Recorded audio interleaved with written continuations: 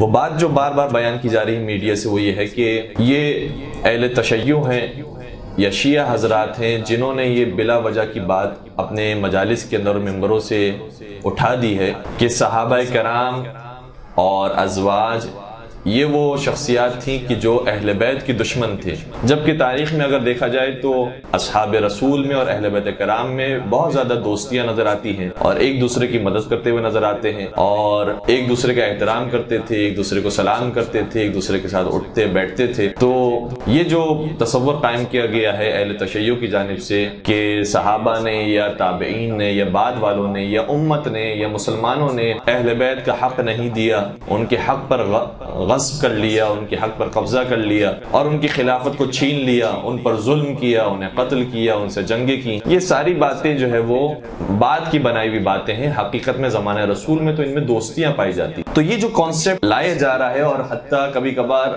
ہماری بھی طرف سے جو افراد ہیں وہ بھی اس قسم کی باتیں کہہ جاتے ہیں کہ ہاں ان میں تو دوستیاں تھی اور ایک دوسرے کے گھر آیا جایا کرتے تھے اور ایک دوسرے کو اماں جان کہا کرتے تھے اور نانی جان کہا کرتے تھے۔ تو اس بات کو ہائی لائٹ کرنے کے لیے کہ دیکھیں اہل بیت کرام علیہ السلام کے حق کو جو غصب کیا گیا ہے وہ ہم اہل تشیع نے 1000 سال پہلے 1000 سال بعد اس بات کو ممبروں سے اور مجالس سے بیان نہیں کیا ہے، بلکہ خود زمانے رسول کے اندر یہ بات موجود تھی۔ اور اہل سنت کتابوں سے یہ ثابت ہوتا ہے کہ صحابہ کرام اور اہل بیت کے درمیان کہیں نہ کہیں اختلاف، انتشار اور جھگڑا اور جنگیں موجود۔ کچھ مثالیں تو بہت زیادہ واضح ہیں اور اس کے بارے میں تو یعنی کوئی انکار ہی نہیں کر سکتا کہ ایسا نہیں ہوا ہے۔ مثال کے طور پر سب سے بڑی مثال تو خود بنت رسول علیہ السلام کی شہادت ہے۔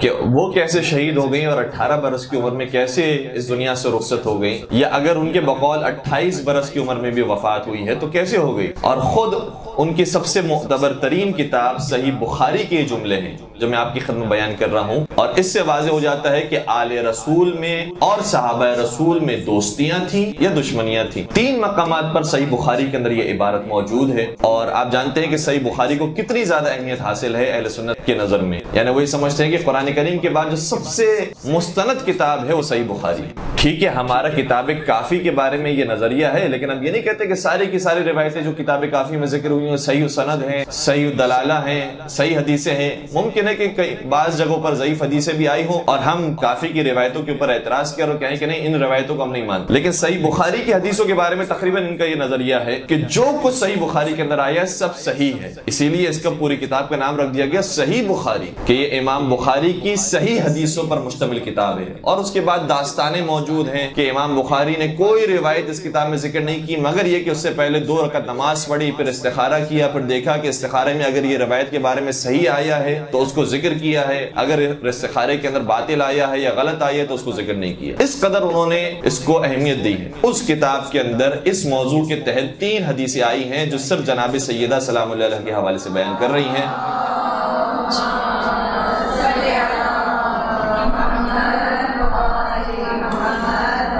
ایک جگہ پر یہ ذکر ہے کہ جب فدق کا معاملہ طے ہو گیا اور جو واقعہ تھا وہ واقعہ پیش آیا کہ اس کے بعد خلفاء نے اور شیخین نے بی بی کا حق نہیں دیا تو پھر کیا ہوا۔ اب جملے ہیں بخاری، فرماتے ہیں فغضبت فاطمة بنت رسول اللہ صلی اللہ علیہ وآلہ فحجرت ابا بکر فلم تزل مہاجرته حتی توفیت۔ کہتے ہیں کہ پھر سیدہ کائنات غضبناک ہو گئی اور یہ ان کا نارضایتی اور ناراضگی باقی رہی خلیفہ اول سے یہاں تک کہ شہزادی کی وفات واقع ہو گئی۔ تو اس کا مطلب یہ ہوا کہ حیات جناب سیدہ کے اندر تو خلیفہ اور شیخین راضی نہیں کر سکے بنت رسول کو، اور بنت رسول ناراضگی کے ساتھ ہی اس دنیا سے رخصت ہو گئی۔ ایک روایت دوسری جگہ پر تقریباً یہی جملے ہیں۔ اچھا، یہ جو اب میں روایت بیان کر رہا ہوں یہ صحیح بخاری کے اندر بھی ہے، صحیح مسلم کے اندر بھی ہے۔ کہتے ہیں کہ فوجدت فاطمة على ابی بکر فی ذلک قال فحجرته فلم تکلمه حتی توفیت، کہ جو فدق کا معاملہ تھا جب وہ واقعہ پیش آ گیا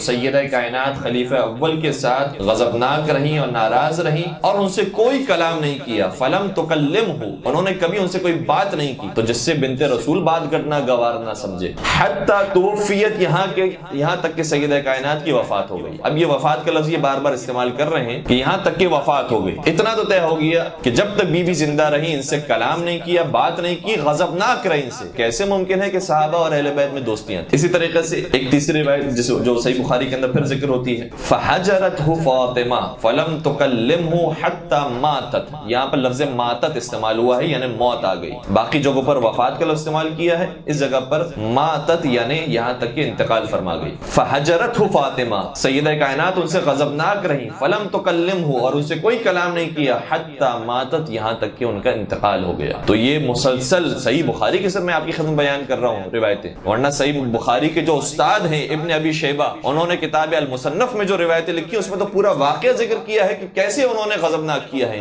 کیسے بی بی کو ناراض کیا ہے، دروازہ جلایا ہے، دروازہ گرایا ہے، کیسے ستم کیا ہے ان کے اوپر. تب جا کر یہ غضبناک کی کیفیت اور بی بی کی جو ناراضگی کی کیفیت وہ پیدا ہوئی. تو یہ آپ نا لوگوں کو بتانے کی کوشش کریں کہ اہل بیت اور صحابہ کرام میں تو دوستیاں تھی، بالخصوص اس قسم کے افراد کے اندر اور اہل بیت کے اندر تو دوستیاں تھی. دیکھیں اگر ہمیں صحیح منطقی نظر سے دیکھنا ہے اور تاریخی مسائل کو حل کرنا ہے کہ دیکھیں تاریخ کے اندر یہ واقعہ بھی پیش آیا ہے، اس کے بعد جناب سیدہ صحابہ سے یا بالخصوص ان افراد سے غضبناک رہی ہیں، اور پھر اپنا عقیدہ بھی بچانا ہے. اگر ہمیں تاریخی مسائل کو حل کرتے ہوئے اپنے عقیدے کو دیکھنا ہے تو پھر ایسا ہم نہیں کر سکتے کہ تاریخ کو تبدیل کر دیں، تاریخی حقائق کو ہم بدل دیں اور جو تاریخ سے نتائج نکلتے ہیں ان کو ہم تبدیل کر دیں، بلکہ جو عقیدہ ہم نے رکھا ہوا ہے اس عقیدے کو بدلنا پڑے گا. تاریخ کو ہم نہیں بدل سکتے، جو تاریخ میں واقع آ گیا ہے، جو طے شدہ چیزیں ہیں اس کو ہم بدل نہیں سکتے ہیں. جس کو بدل سکتے ہیں وہ ہمارا عقیدہ ہے، وہ ہمارا سوچنا ہے، وہ ہمارا نظریہ ہے، اس کو ہم تبدیل کر سکتے ہیں. یہ بالکل ایسے ہی کہ جیسے کوئی ریاضی کا سوال آتا ہے ہمارے سامنے اور ہم نے ایک فارمولا لگایا، اس فارمولا لگانے کے بعد وہ نتیجہ صحیح نہیں نکلا تو ہم یہ نہیں کہیں گے کہ یہ سوال غلط ہے. سوال تو صحیح ہے اپنی جگہ پر، ہمیں فارمولا صحیح لگانا پڑے گا، ہمیں اپنی ایکویشن صحیح لگانی پڑے گی تاکہ آنسر صحیح آئے. تو جو فارمولا لگانا ہے وہ فارمولا اس جگہ پر صحیح اپلائی کرنا پڑے گا، تب ہم یہ کہہ سکتے ہیں کہ جو تاریخ کے اندر مسائل آئے ہیں وہ اس طریقے سے حل ہو سکتے ہیں کہ اہل بیت اور تھے، صحابہ کرام اور تھے. ہاں بعض صحابہ کرام ایسے تھے جن کے فضائل بھی پیغمبر کرم نے بیان کیے ہیں، جیسے بار بار حتیٰ ابن ابی الحدید معتزلی نے شرح نہج البلاغہ کے اندر ان روایتوں کو ذکر کیا اور کہا کہ اہل سنت کتابوں کے اندر بہت زیادہ ذکر ہوئی ہے. حتیٰ ہم نے خود یہ سنا ہے مولانا طارق جمیل صاحب کی زبان سے کہ پیغمبر کرم نے کئی مرتبہ ارشاد فرمایا کہ 4 افراد ایسے ہیں جو جنتی ہوں گے. کون سے 4 افراد؟ علی مرتضیٰ، سلمان فارسی، ابو ذر غفاری اور مقداد ابن اسود. یہ 4 افراد وہ ہیں جو جنتی ہوں گے. یعنی ہم بھی 4 کو مانتے ہیں، ایسے نہیں کہ 4 کو نہیں مانتے، ہم بھی 4 کو مانتے ہیں، لیکن شرط یہ جس میں پہلا علی ہو اور آخری مقداد ہو، ان 4 کو ہم بھی مانتے ہیں. اور بعض روایتوں کے اندر کچھ اور نام بھی آئے ہیں. مثال کے طور پر ایک جگہ پر آیا کہ 4 افراد جنتی ہیں، بعض جگہوں پر یہ بھی روایتیں آئی ہیں کہ 4 افراد وہ ہیں کہ جن کا جنت انتظار کر رہی ہے. ان 4 افراد میں اب ناموں کے اندر بھی جو کچھ مختلف جگہوں پر اور نام آئے ہیں وہ ایسے ہیں کہ علی مرتضیٰ، سلمان فارسی،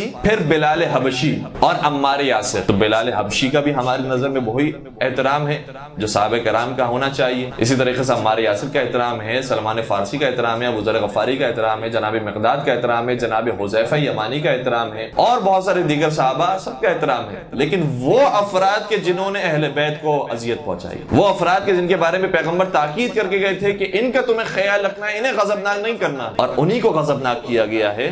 تو ظاہر سی بات ہے کہ جس نے احترام رسول نہیں رکھا، احترام میں حدیث رسول کو پامال کیا ہے، تو پھر ہم ان کا احترام کیسے کر سکتے ہیں کہ جو پامال کرنے والے ہوں سنت رسول کو اور حدیث رسول کو.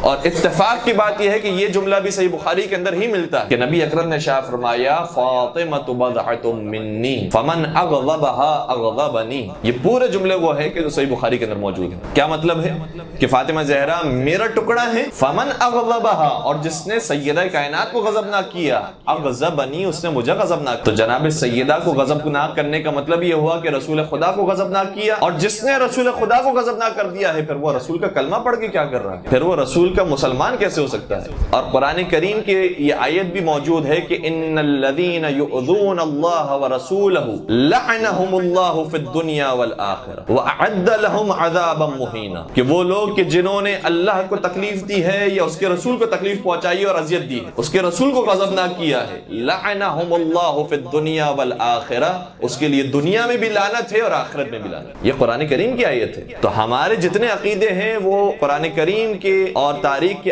हक़ाइक़ से बिल्कुल करीब है, और हम कोशिश करते हैं कि कुरान करीम में जो बातें जिक्र हुई हैं और तारीख में जो बातें मौजूद हैं उन सबको हल करते हुए अपने अकीदे को पेश। और हमारे यहाँ कोई ऐसा मसला मौजूद नहीं है कि जिसको हमने हल ना किया हो। कोई एतकादी मसला ऐसा नहीं है कि जो हमारे जहन में अब तक मौजूद हो और हम कहें कि नहीं, शायद हो सकता है कि वो दुरुस्त हो, शायद हो सकता है कि हम दुरुस्त हो। ऐसा कोई मसला नहीं है। सारे मसाइल को हल करने के बाद फिर हमारा ये अकीदा है कि जो अहले बैत कराम अलैहिस्सलाम ने हमें दिया है, नबी अकरम ने हमें दिया है, कि अगर लोग हमारी आल को या अहले बैत को या बिन्ते रसूल को गज़बनाक करने वाले हैं तो वो हमें गज़बनाक करने वाले हैं, और जो जाहिर सी बात है रसूल अकरम को गज़बनाक करने वाला हो वो जन्नत में तो नहीं जाएगा। तो ये हमारा जो नजरिया बना है वो अहादीस रसूल, कुरान करीम की आयत और तारीख को देखते हुए बना। अच्छा, इसके बाद एक और बहुत बड़ी सी मिसाल और बहुत बड़ी सी बात यह है कि वाक़े करबला के अंदर एक तरफ अहले बैत हमें नजर आते हैं और दूसरी तरफ सहाबा या ताबीन नजर आते हैं। ऐसा भी नहीं है कि अहले बैत जहां पर मौजूद है वहां पर कोई सहाबी ना हो, वहां पर भी सहाबी हैं, और हम उन्हीं सहाबा का एहतराम भी करते हैं कि जिन्होंने जाने कुर्बान किए दीन रसूल पर और अहले बैत रसूल। लेकिन वो कि जिन्होंने तकलीफ पहुंचाई है, यहाँ तक कि नवाज़ रसूल को सर तन से जुदा कर दिया, उनकी लाश को पामाल कर दिया, उनकी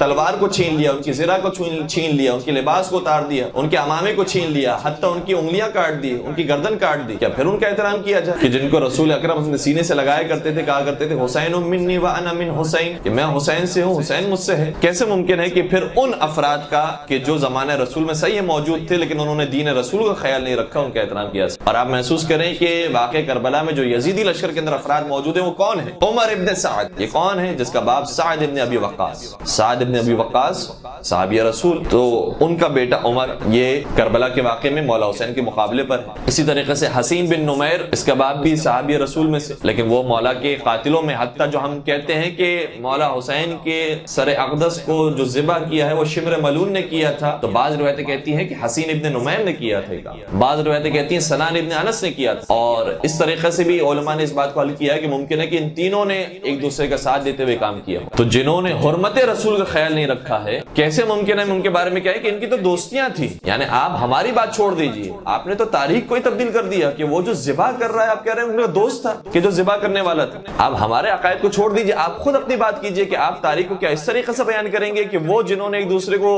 काटा है, ज़िबा किया है, इनमें आपस में बहुत मोहब्बतें थी, दोस्तियां थी, एक दूसरे को बहुत अच्छे लक़ब से पुकारा करते थे। और फिर मैं आपकी खिदमत में चंद एक मिसालें और बयान करूं कि जिसके बाद ये जाहिर हो कि ये जो बुग़्ज़ अहले बैत है या बुग़्ज़ अली इब्न अबी तालिब है, ये खुद ज़माने रसूल अकरम हज़रत मोहम्मद मुस्तफ़ा सल्लल्लाहु अलैहि वसल्लम के दरमियान मौजूद है। एक आयत नाजिल होती है जो दो मकामात पर कुरान करीम में मौजूद है, सूरह यासीन के अंदर भी है, सूरह बकरा के अंदर भी है। इरशाद होता है कि इन्ना नहनु नुह्यिल मौता व नक्तुबु मा क़द्दमू व आसारहुम व कुल्ल शैइन अहसैनाहु फी इमामिन मुबीन। इस आयत का मतलब क्या है? इन्ना नहनु नुह्यिल मौता, हम हैं जो मुर्दों को जिंदा करते हैं, व नक्तुबु मा क़द्दमू व आसारहुम, और उन बातों को लिखते हैं कि जिन्हें वो अंजाम दे चुके हैं, और उन बातों को भी लिखते हैं कि जिन्हें उन्होंने अंजाम तो पहले दिया था लेकिन उसके आसार अभी तक बाकी हैं। किसी ने मस्जिद तामीर करवा दी, किसी ने मदरसा तामीर करवा दिया, किसी ने कॉलेज तामीर करवाया, किसी ने स्कूल तामीर करवाया, किसी ने दरख्त लगा दिया, किसी ने सबील लगा दी, किसी ने कुआं खोद दिया। कोई भी ऐसा काम किया है कि जिसके आसार बाकी हैं, उससे लोग अभी भी फायदा उठा रहे हैं, तो वो इस दुनिया से चला गया है। लेकिन चूंकि आसार बाकी हैं, लिहाजा वो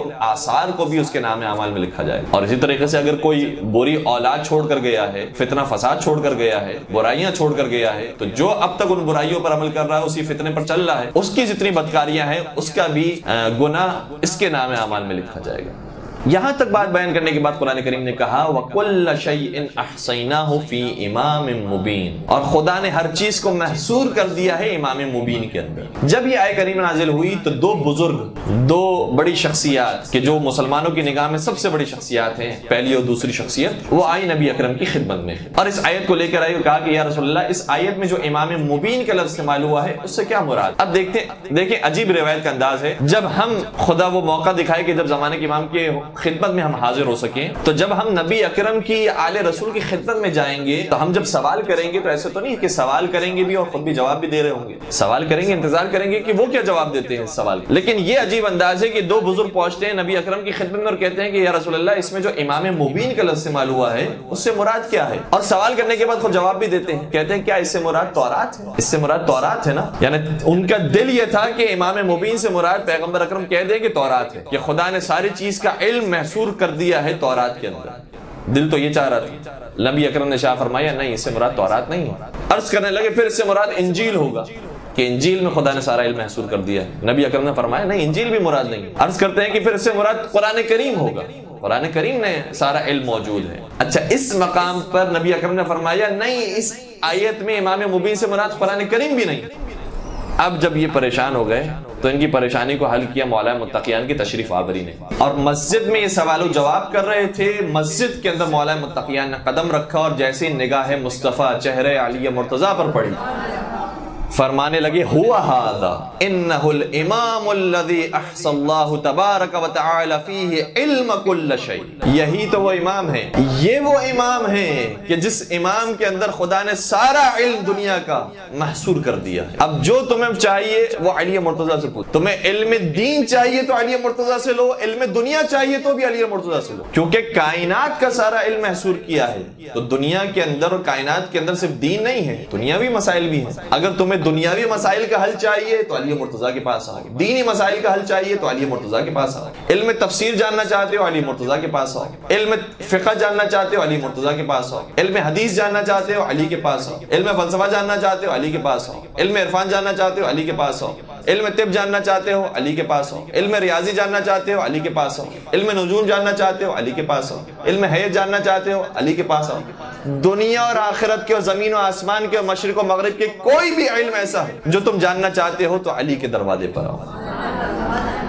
بلکہ اس سے بڑھ کر اگر تم اپنی نمازوں کے اندر آداب سیکھنا چاہتے ہو تو آداب نماز سکھائیں گے علی، آداب زکوٰۃ سکھائیں گے علی، آداب جہاد سکھائیں گے علی، آداب انفاق سکھائیں گے علی، آداب شجاعت بتائیں گے علی، آداب سخاوت بتائیں گے علی، آداب سیاست سکھائیں گے علی، آداب خلافت سکھائیں گے علی.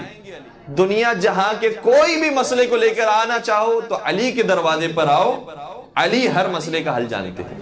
تو اس واقعے سے، اس روایت سے اتنا تو طے ہو گیا کہ یہ چاہتے تھے کہ یہ فضیلت کسی اور کو حاصل ہو جائے، علی کا نام نہ ہے. لیکن نبی اکرم نے بیان فرمایا کہ امام مبین سے مراد علی مرتضیٰ کی ذات گرامی. اسی طرح کے ایک اور واقعے، اب کتنے ہی واقعے ہیں، میں چند ایک نمونے آپ کی خدمت بیان کر رہا ہوں تاکہ یہ ذہن سے ہماری بات کم از کم نکل جائے. جو ہم اب تک ممبروں سے مجالس سے سنتے آئے ہیں کہ غصب کیا ہے انہوں نے حق، ظلم ڈھایا ہے انہوں نے اہل بیت کے حق میں، یہ حقیقت ہے، کوئی اس کے اندر فلسفہ افسانہ نہیں ہے. ایک واقعہ جس کو صحیح ستہ کی کتابوں نے نقل کیا ہے، ظاہراً صحیح بخاری میں تو شاید اشارہ موجود ہے، صحیح مسلم کے اندر تھوڑی سی تفصیل موجود ہے، اور شرح نہج البلاغہ میں ابن ابی الحدید معتزلی نے پوری تفصیل کے ساتھ اس واقعے کو لکھا ہے. اور انہوں نے کہا ہے کہ یہ واقعہ اہل سنت کتاب مناقب میں علامہ خوارزمی نے بھی لکھا ہے. یہ سارے اہل سنت حوالے ہیں، بہت مشہور واقعہ ہے. واقعہ کیا ہے؟ ایک دن نبی اکرم کی خدمت میں کوئی بہترین سا کھانا پیش کیا گیا، اور اس کھانے کے بارے میں بھی مختلف الفاظ ہیں. یعنی ویسے تو لفظ استعمال ہوا ہے کہ پرندے کا گوشت پیش کیا گیا، اور اگر اس کا شاید آج کے زمانے میں اور ہمارے بر صغیر کے کھانوں میں اگر اس کا شمار کریں اور اس کو ہم تشبیہ دیں تو اس کا شمار بریانی کے ساتھ ہوگا. تو وہ پیغمبر اکرم کی خدمت میں بہترین کھانا پیش کیا گیا. جیسے یہ کھانا آیا نبی اکرم نے دعا فرمائی. یہ دعا ذکر ہے. کیا دعا فرمائی؟ فرمانے لگے اللہم اعتنی بأحب خلقک الیک و الی یأکل معی من ھذا الطیر. پروردگارہ بھیج دے اس کو جو تیرا بھی سب سے زیادہ محبوب ہے اور میرا بھی سب سے زیادہ محبوب ہے، تاکہ میں اس کے ساتھ بیٹھ کر یہ پرندہ کھاؤں، تاکہ میں اس کے ساتھ بیٹھ کر یہ کھانا کھاؤں. اب نبی اکرم کے خادم جن کا نام بھی ذکر ہوا ہے انس بن مالک، وہ موجود تھے. جیسے انہوں نے نبی اکرم کی دعا کی کہ محبوب ترین بندہ بھیج دے، خدا رسول اکرم نے یہ دعا کی ہے کہ خدا مجھے محبوب ترین آدمی بھیج دے، تو انس بن مالک یہ کہتے ہیں کہ میرا دل چاہا کہ کوئی میرے قوم کا، میرے قبیلے کا آدمی آ جائے اور وہ اس کو یہ لقب مل جائے کہ وہ محبوب مصطفیٰ بھی ہیں اور محبوب رسول اور محبوب خدا بھی ہے۔ تو ابھی جب نبی اکرم کے جملے ختم ہوئے تھے دستک ہوئی، اور جیسے دروازے کو انس بن مالک نے کھولا تو کیا دیکھا؟ علی موجود ہے۔ جیسے ہی مولا متقیان کو دیکھا، اب دیکھیں بغض علی کتنا موجود ہے، فوراً سے دروازہ بند کر دیا، دروازہ بند کر دیا۔ نبی اکرم نے پھر دعا کی، یہ دوبارہ سے دعا کی، اللہم اعتنی بأحب خلقک الیک و الی یأکلوا معی۔ اب میں جو روایت آپ کی خدمت بیان کر رہا ہوں جس جگہ سے، روضۃ الواعظین فتال نیشاپوری کی کتاب، اس کے اندر پھر یہاں پر جا کے جملہ تھوڑا سا تبدیل ہو جاتا ہے، یأکلوا معی من ھذا الطائر، پروردگارہ بھیج دے اس کو کہ جو تیرا بھی محبوب ہے، میرا بھی محبوب ہے، تاکہ میں اس کے ساتھ بیٹھ کر یہ کھانا کھاؤں۔ پھر دستک ہوئی، پھر خادم رسول نے دروازہ کھولا، پھر علی مرتضیٰ موجود ہے، پھر دروازہ بند کر دیا۔ تیسری مرتبہ پھر نبی اکرم نے دعا کی کہ اللہم اعتنی بأحب خلقک الیک و الی یأکلوا معی من ھذا الطائر، کہ پروردگارہ بھیج دے اس کو جو تیرا بھی سب سے زیادہ محبوب ہے، میرا بھی سب سے زیادہ محبوب ہے، تاکہ میں اس کے ساتھ بیٹھ کر کھانا کھاؤں۔ پھر دستک ہوئی، پھر علی مرتضیٰ تھے۔ اب جب وہ دروازہ بند کرنا چاہتا تھا، ہمیشہ ایک جملہ کہا کرتا تھا، کہتا تھا رسول اللہ ان کا مشغول، یہ ان کا مشغول یا انی مشغول، کہ رسول اکرم ابھی مصروف ہیں، ابھی وقت نہیں ہے ان کے پاس، آپ بعد میں آئیے گا۔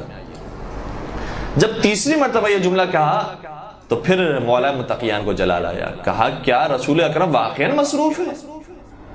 اور یہ جیسے علی مرتضیٰ کی آواز کے بلند ہونا تھا، فوراً سے رسول اکرم تک وہ آواز پہنچی، سوال کیا، اے انس یہ بتاؤ کون ہے دروازے پر؟ کہا علی بن ابی طالب، علی بن ابی طالب موجود ہیں۔ کہا پھر بیچتے نہیں کیوں نہیں ان کو؟ جب علی مرتضیٰ تشریف لائے، سوال کیا نبی اکرم نے علی سے کہ یہ بتائیے آپ اتنی دیر سے کیوں تشریف لائے؟ کہا میں دیر سے نہیں آیا، میں کئی مرتبہ آیا، لیکن ہر مرتبہ آپ کی خادم نے کہا کہ آپ مصروف ہیں، آپ مصروف ہیں، آپ مصروف ہیں، اس لیے میں یہاں پر آپ کی خدمت میں نہیں آ سکا۔ اب سنیے گا کہ روایت کا جملہ یہ ہے، نبی اکرم ارشاد فرماتے ہیں کہ اے علی، اگر تم میری اس دعا کرنے کے باوجود دروازے میں نہیں داخل ہوتے اور میری خدمت میں نہیں آتے تو میں پھر یہ اشاروں میں دعا نہیں کرتا کہ اے خدا بھیج دے اس کو کہ جو تیرا بھی محبوب ہے، میرا بھی محبوب ہے، بلکہ میں باقاعدہ نام لے کر یہ دعا کرتا ہے پروردگار بھیج دے علی مرتضیٰ کو۔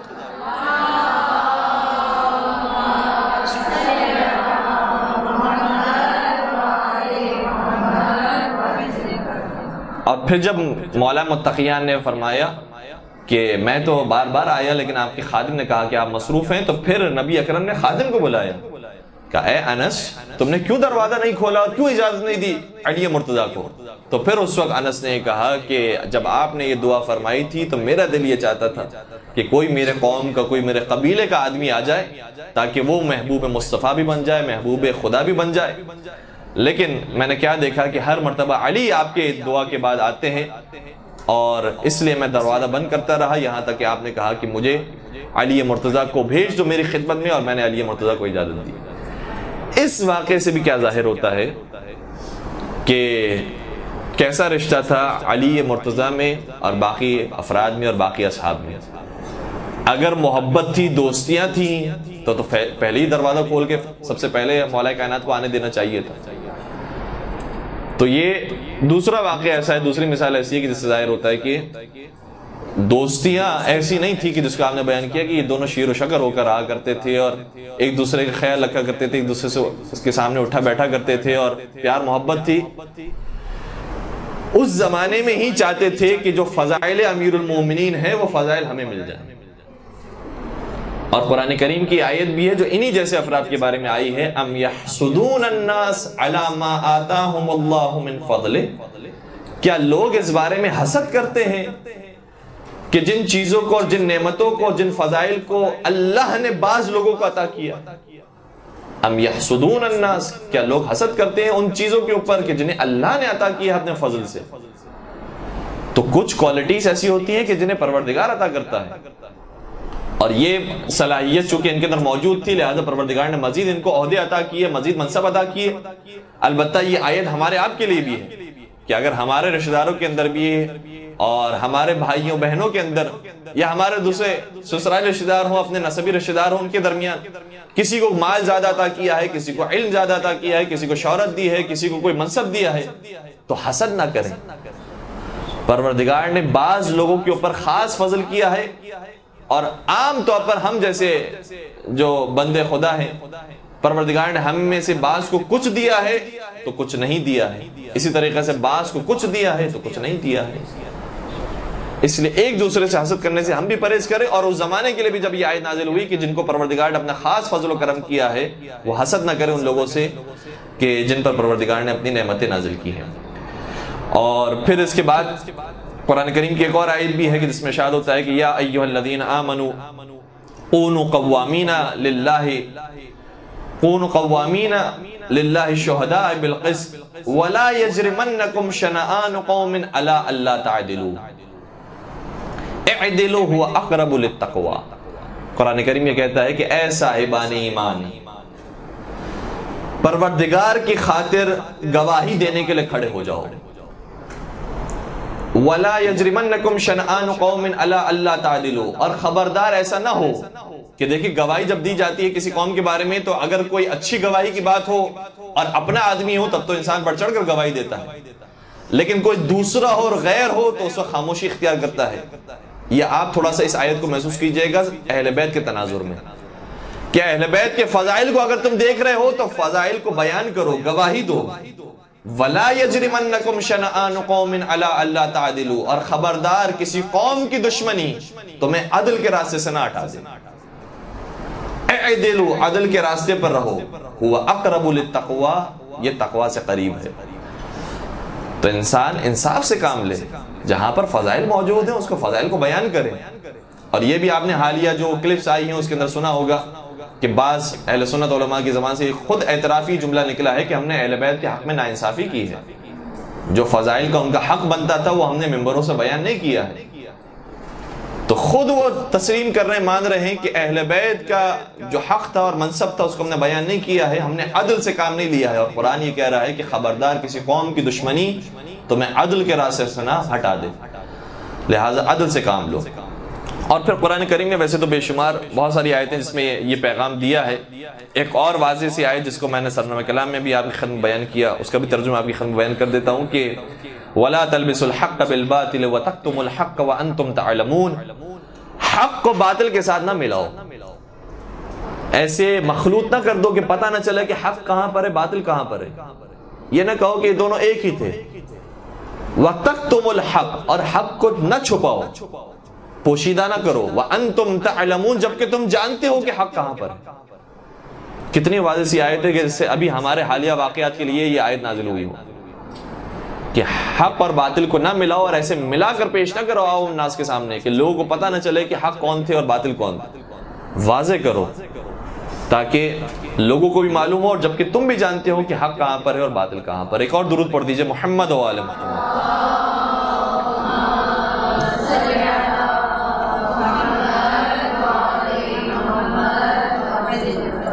اچھا، ویسے تو پھر اور بہت سارے واقعات ہیں، جنگ صفین ہے، جنگ جمل ہے، جنگ نہروان ہے۔ جب جب مقابلہ ہو رہا ہے مولا متقیان کے سامنے، وہ افراد ہیں کہ جو مسلمان تھے اور زمانے رسول کے اندر انہوں نے اسلام قبول کیا تھا، ان کا مقابلہ ہو رہا ہے مولا متقیان کے ساتھ۔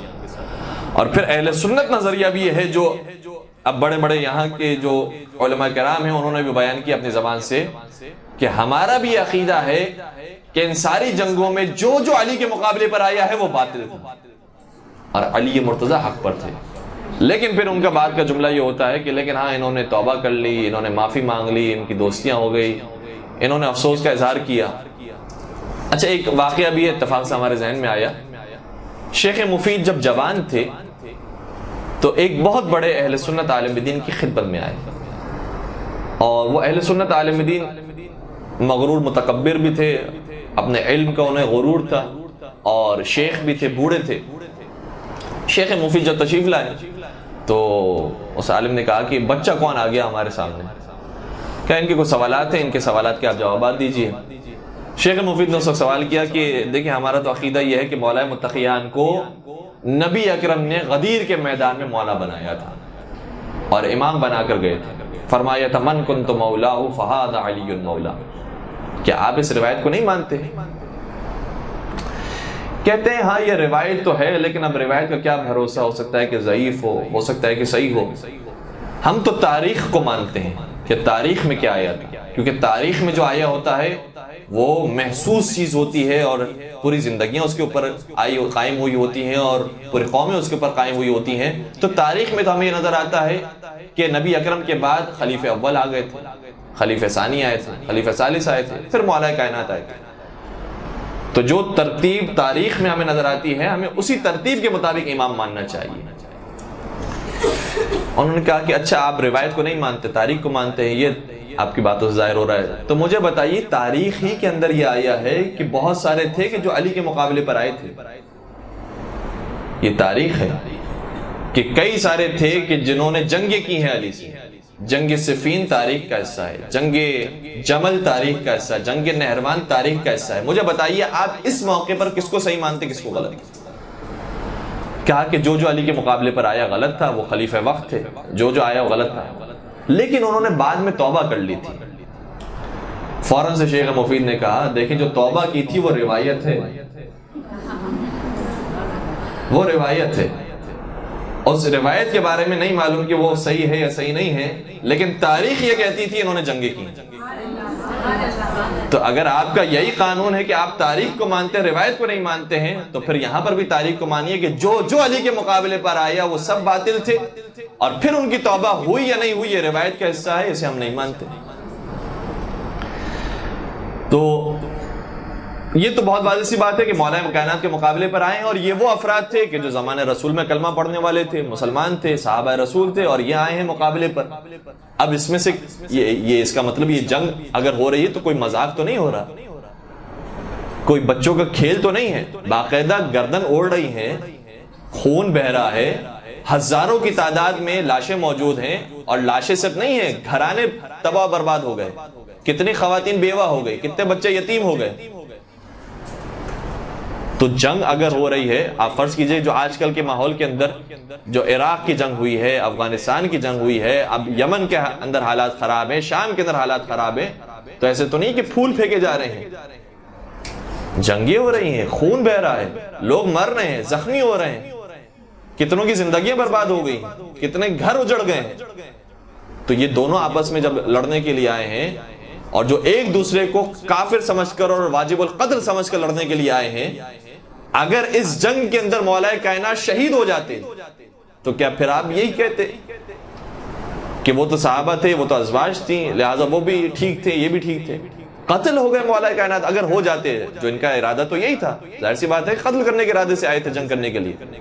تو اگر مولا متقیان خلیفہ چہارم جو آپ کی نظر میں خلیفہ چہارم ہے، اگر وہ شہید ہو جاتے اور قتل کرنے والے یہ افراد ہوتے تو پھر بھی انہیں سلام پیش کیا جا رہا ہوتا، یہ ثابت کیا جا رہا تھا کہ ان کے اندر دوستیاں موجود ہیں، یہ محبت تھی ان کے اندر. بہت واضح سی بات ہے کہ کوئی دوستی نہیں تھی، ایک دوسرے پر ظلم کرنے والے تھے. ایک دوسرے پر کیا صحابہ اور وہ افراد، صحابہ بھی نہیں، وہ افراد جو اپنے آپ کو صحابہ کہلواتے تھے، اپنے آپ کو مسلمان کہلواتے تھے، انہوں نے ظلم کیا ہے اہل بیت پر. ایک اور چھوٹی سی روایت بیان کروں اور پھر میں بات کو آگے بڑھا دوں. اب کافی اس موضوع پر گفتگو ہو گئی. جنگ نہروان جب ہوئی ہے، اچھا جنگ نہروان کا بھی بہت سارے اس کے اندر واقعات اور مولا کائنات کی زندگی کی تو ایک ایک حصے کے اندر کئی سارے پیغامات ہمارے لیے موجود ہوتے ہیں. جنگ نہروان کا بھی آغاز ہو رہا تھا، سامنے لشکر موجود ہے، لشکر کی تعداد 12,000 تھی. مولا متقیان نے کہا کہ اب جنگ تو شروع ہوگی، یہ خلیفہ وقت کے خلاف جنگ ہو رہی ہے، جنگ کا آغاز کیا جائے. لیکن دیکھیں مولا متقیان کا اخلاق کیا تھا، وہی اخلاق ہے جو نبی اکرم کا اخلاق تھا، کہ کوشش کرتے تھے کہ کوئی بے گناہ مارا نہ جائے، بلا وجہ کوئی قتل نہ ہو. جس کو ہم مارنے کے لیے جا رہے ہیں، جس کو قتل کرنے کے لیے جا رہے ہیں، واقعی وہ ایسا ضدی شخص ہے کہ جو ہمیں مارنے کے لیے آیا ہے. اسے معلوم ہے کہ ہم حق پر ہیں، ہمارے سارے فضائل جانتا ہے، لیکن پھر بھی ضد پر موجود ہے اور نہیں ماننے کے لیے تیار ہے، اس کو ہم صرف ماریں. ایسا نہ ہو کہ جو لا علمی میں آ گیا ہے، جہالت میں آ گیا ہے، کسی وجہ سے آ گیا ہے، اس کو پتہ نہیں کہ کون ہے مقابلے پر اور اس طریقے سے جنگ کرنے کے لیے آ گیا، وہ بھی مارا جائے. نبی اکرم جس طریقے سے جنگ کے اندر اخلاق کی رعایت کیا کرتے تھے اسی طریقے سے مولا کائنات نے بھی اخلاق کی رعایت کی۔ 12,000 کا لشکر موجود تھا۔ مولا نے کہا کہ پہلے میں ان کے پاس جاؤں اور انہیں بتاؤں کہ تم کس کے مقابلے پر کھڑے ہو، اور انہیں احادیث رسول یاد دلاؤں کہ دیکھو رسول اکرم نے یہ فرمایا تھا، اور اس جنگ کو یاد دلاؤں کہ نبی اکرم نے فرمایا تھا یہ جنگ ہوگی، اور جو علی کے مقابلے پر ہوگا وہ باطل پر ہوگا، جو مارا جائے گا وہ جہنم میں جائے گا۔ مولا کائنات نے ان کی خدمت میں آ کر خطبہ بیان کیا، اور جو پورا خطبہ بیان کیا ہے اور اپنے فضائل کو بیان کیا ہے، نبی اکرم کی حدیث کو بیان کیا ہے، اس کا نتیجہ یہ نکلا کہ 12,000 میں سے 4,000 نے کہا کہ ہم علی سے جنگ نہیں لڑ سکتے، اور انہوں نے خوارج کے لشکر کو چھوڑ دیا۔ مولا متقیان نے جب یہ حالت دیکھی پھر دوبارہ سے کھڑے ہوئے، پھر خطبہ بیان کیا، پھر اپنے فضائل کو بیان کیا، اور ان باتوں کو بیان کیا کہ مزید وقت مل گیا کہ اب ہو سکتا ہے کہ اب بھی کسی پر اثر ہو اور وہ پھر ہم سے جنگ سے دور ہو جائے اور اس طریقے سے راہ ہدایت پر آ جائے۔ جب پھر دوبارہ سے خطبہ بیان کیا، روایت کہتی ہے پھر تقریباً 4,000 لوگ وہ تھے کہ جو الگ ہو گئے، کام علی سے نہیں لڑ سکتے۔ تیسری مرتبہ پھر خطبہ بیان کیا کہ اب ہو سکتا ہے کہ مزید اور افراد ایسے ہوں کہ جو جہنم سے نکل آئے، جنت کے راستے کی طرف آ جائیں، کم از کم ہم سے جنگ نہ کریں، نہ اس طرف جائیں نہ اس طرف آئیں۔ پھر خطبہ بیان کیا، پھر اپنے فضائل کو بیان کیا، لیکن اب کوئی ایسا نہیں تھا کہ جو اس لشکر سے نکلا۔ اب وہ لشکر تیار رہا کہ اب ہمیں لڑنا ہے مولا کائنات کے خلاف۔ اور جب جنگ کا آغاز ہوا تو مولا کائنات نے پہلے اشارہ فرما دیا کہ ہم میں سے 10 سے بھی کم افراد ہوں گے کہ جو مارے جائیں گے، اور تمہارے 10 سے بھی کم افراد وہ ہوں گے جو زندہ رہیں گے۔ اور جو مولا کائنات نے بیان فرمایا تھا ویسا ہی ہوا۔ جب جنگ کا خاتمہ ہوا تو یہ 4,000 کا 4,000 لشکر واصل جہنم ہوا سوائے 10 سے کم افراد کے، اور مولا کائنات کے لشکر میں سب کے سب کامیاب ہوئے اور سب کے سب زندہ رہے سوائے 10 سے کم افراد کے، یعنی 8-9 افراد وہ تھے کہ جو شہید ہوئے ہیں، باقی سب زندہ رہے اور کامیاب ہوئے، اور سامنے کے لشکر میں صرف 7 اور 8 افراد وہ تھے کہ جو زندہ رہے، باقی سب واصل جہنم ہوئے۔ جب یہ جنگ ختم ہو گئی تو اس جنگ کی اطلاع مدینے میں چھوٹی اماں تک پہنچی، اور جب بی بی تک یہ اطلاع پہنچی تو انہوں نے کہا کہ جنگ میں کیا ہوا بتاؤ۔ بتایا گیا کہ یہ ہوا، وہ مارا گیا، وہ مارا گیا، اور مولا کائنات کے لشکر میں صرف 10 سے کم افراد وہ تھے کہ جو شہید ہوئے، باقی سب زندہ رہے اور علی مرتضیٰ کامیاب ہو گئے۔ اس وقت بی بی نے سوال کیا یہ بتاؤ کہ فلاں شخص کو کس نے مارا؟ اس شخص کا نام روایتوں میں 2 انداز سے آیا ہے، اور یہ بات وہ ہے کہ جو شرح نہج البلاغہ میں ابن ابی الحدید بیان کر رہے ہیں اہل سنت عالم دین۔ اچھا، یہ شرح نہج البلاغہ وہ ہے کہ جو وہابیوں کا جو سافٹ ویئر ہے المکتبۃ الشاملہ، اس سافٹ ویئر کے اندر بھی یہ کتاب موجود ہے، یعنی اس کتاب کو وہ بھی مانتے ہیں۔ عجیب بات یہ ہے کہ شرح نہج البلاغہ تو موجود ہے لیکن نہج البلاغہ موجود نہیں ہے، یعنی نہج البلاغہ انہوں نے نہیں رکھی اپنے سافٹ ویئر کے اندر۔ 16,000 کتابیں رکھی ہیں، سائے ستہ رکھی ہیں، سائے ستہ کی شروحات رکھی ہیں، ساری چیزیں رکھی ہیں۔ نہج البلاغہ جو خود ان کے چوتھے خلیفہ کا کلام ہے وہ نہیں رکھا، لیکن جو اپنے اہل سنت عالم دین کی کتاب ہے وہ رکھی، شرح نہج البلاغہ کے نام سے۔ شرح نہج البلاغہ میں ابن ابی الحدید معتزلی یہ لکھتے ہیں کہ انہوں نے سوال یہ کیا کہ مخدج یا دوسرا نام ذو الثدیہ، زال اور فے تھے، ذو الثدیہ، مخدج یا ذو الثدیہ، سوال کیا کہ اسے کس نے مارا؟ بتایا کہ علی مرتضیٰ نے مارا۔ کہا کیا واقعاً علی مرتضیٰ نے مارا ہے؟ کہا جی علی مرتضیٰ نے مارا۔ کہا عجیب بات ہے، مجھے تو عمر ابن عاص نے کہا کہ اس نے مارا ہے۔ کہا نہیں، عمر ابن عاص تو موجود ہی نہیں تھا۔ مولا متقیان نے، امیر المومنین نے، علی ابن ابی طالب نے اسے واصل جہنم کیا، مخدج یا ذو الثدیہ، اسے واصل جہنم کیا۔ کہا عجیب بات ہے۔ جب یہ ایسی حالت دیکھی بی بی کی، بی بی نے ایک سوال اور کیا کہ کیا تمہاری اس بات پر کوئی گواہ بھی موجود ہے؟ گواہوں کو لے کر آئے، بہت ساری تعداد میں گواہ آگے، کہا ہم سب نے دیکھا ہے، ہمیں معلوم ہے کہ علی مرتضیٰ نے اسے واصل جہنم کیا۔ ان کا افسوس اور بڑھنے لگا۔ جب ان کا افسوس بڑھنے لگا تو ان کی تشویش بڑھنے لگی کہ آخر ماجرا کیا ہے۔ سوال کیا کیا آپ نے اس شخص کے بارے میں کوئی رسول اکرم کی حدیث سنی تھی؟ اب بی بی مجبور ہو گئی جواب دینے پر، تو بی بی نے ایک حدیث سنائی ہے۔ دیکھیں اب تک یہ بات چھپا کر رکھی تھی، جب اصرار بڑھا کہ آپ نے کیا کچھ سنا تھا نبی سے اس واقعے کے بارے میں، تو کہا کہ ہاں مجھے نبی اکرم نے بتایا تھا کہ مخدج یہ وہ شخص ہوگا جو بدترین انسان ہوگا اپنے زمانے کا، اور اسے وہ مارے گا جو اپنے زمانے کا بہترین انسان ہوگا۔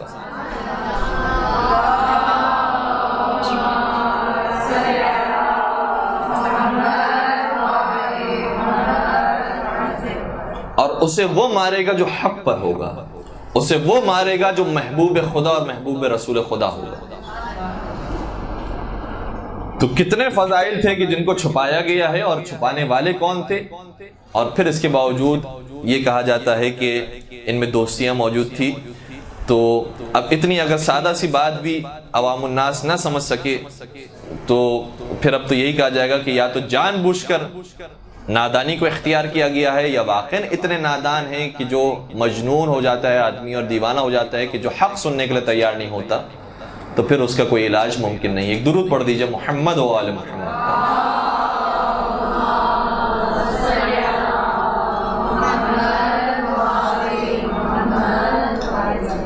یہاں تک ہم نے موضوع کو بیان کیا ہے، گرچہ اس کے اندر اور بھی بہت ساری باتیں موجود ہیں کہ اس موضوع کو اور طولانی کیا جا سکتا ہے کہ اہل بیت و صحابہ میں کہاں کہاں پر کتنا تنازع ہوتا رہا، اور خود اہل سنت کتابوں سے یہ ساری باتیں ثابت ہیں۔